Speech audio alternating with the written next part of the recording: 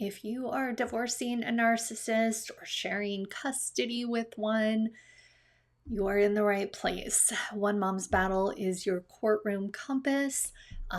Maybe the ink is dry on your divorce decree and you are struggling to co parent with a person who thrives on conflict. Um, that is what we talk about here. Maybe you were never married to that person, but you share a child. And, it's New Year's Eve. So many of us are ready to let 2025 go. Don't let the door hit you in the ass on the way out. If you are still standing after this year, pause and give yourself credit because surviving family court, protecting your children inside this system takes a level of strength that most people will never understand. I need to be, I want to talk about something that is a difficult topic. I tend to be very positive and optimistic by nature, and I'm really struggling.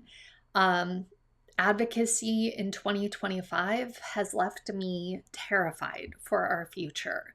One of my goals when I got into this realm 15 years ago was I wanted to make changes to the system so that my grandkids in the future would never experience what my daughters have been through. But I have watched things get worse, on fast forward. I have watched really dangerous narratives gain traction. I continue to watch the system reward charm over character. Protective parents are being punished. The system treats child safety like it's an inconvenience because the fact is, it is for their pocketbooks.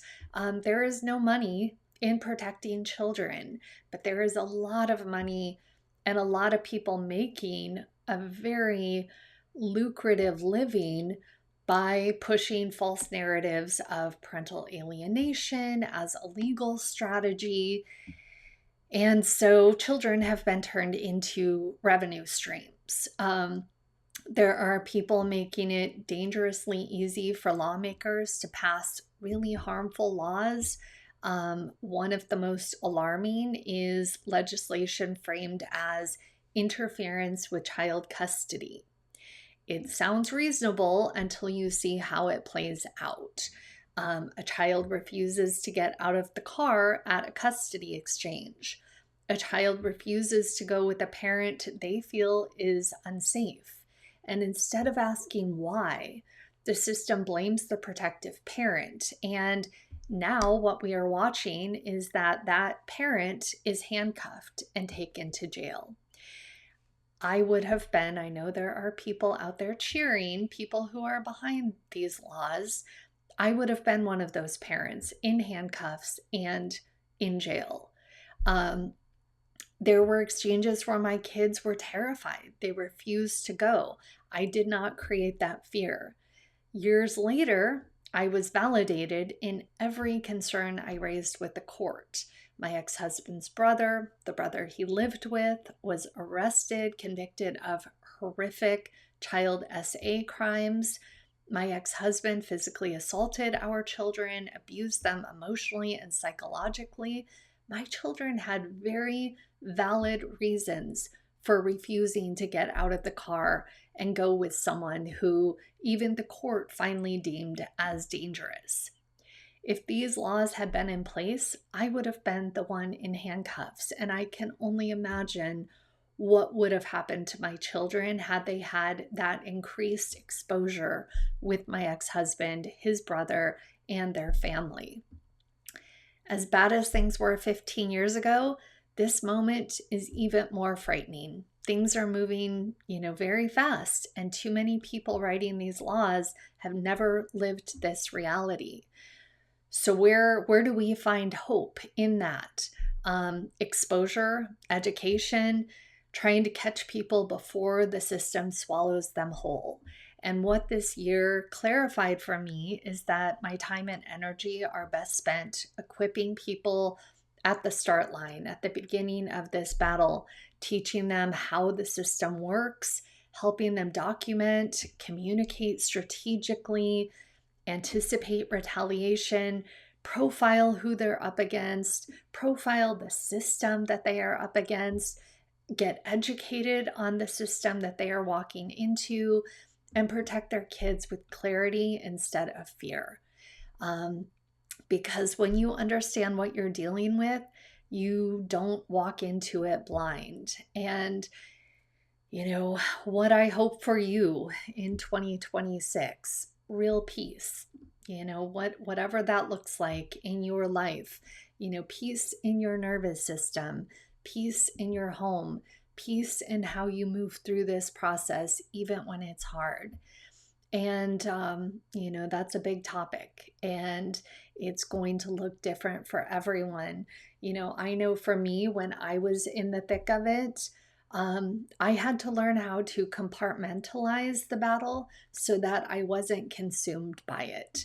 Because when we are consumed, I love the survivor groups that are out there, including my own. However, when people immerse themselves in this world and never step out of it, that wears on you. And so maybe 2026 looks like boundaries for you personally, when it comes to we need education, we need to be educated on the system, but there's a point where we have the education that we need, and we have to make a conscious decision to not stay immersed in the muck. Because, when I look at the survivor communities, there is so much positivity that comes from that. People connecting, people feeling supported. But you also hear the horror stories. And I'm so grateful that I did not have that when I was going through my own battle. There were no stories being shared online. This was not a conversation we were having back then. And part of me is grateful, because if I would have let that in, it would have created fear-based thinking. And, it's important to have, the worst case scenarios, to know what that could look like and to know how to avoid it. But it's also important for us to stay positive and hopeful, and continue to educate ourselves and think strategically so that we don't become one of those, realities of the system. They're out there, and they're some of my dearest, some of the people closest to me have been failed. Their kids have been failed. And that is, not mistakes that they made. There are a lot of variables, a lot of different components that go into these things. But I think all of us would agree that had we known, had we been educated on the system and what we were walking into, that we don't just show up and tell the truth and everybody is going to surround us and protect our kids, many of us would have done things differently. I know it wouldn't have taken me 6 years to protect my kids. I am one of the success stories, but it shouldn't have taken 6 years. I wish I would have had the knowledge, the education, the support. So much of what I do at One Mom's Battle is creating support and resources that I wish I would have had back then. What are you letting go of as 2025, the door closes and a door opens to 2026? What are you leaving behind? Do you have an intention that you're carrying with you into this new year? I'm not big on resolutions, but I think intentions. I've heard people talk about their word of the year. What is that for you? And I hope you can get to a quiet place today, tomorrow, to let go of what no longer serves you and to welcome in these blank chapter pages of 2026. Meet it with education and surrounded by a community like OMB that refuses to look away. So together we are stronger. Thank you for being here. Thank you for being a part of our community. And I am wishing you peace in 2026.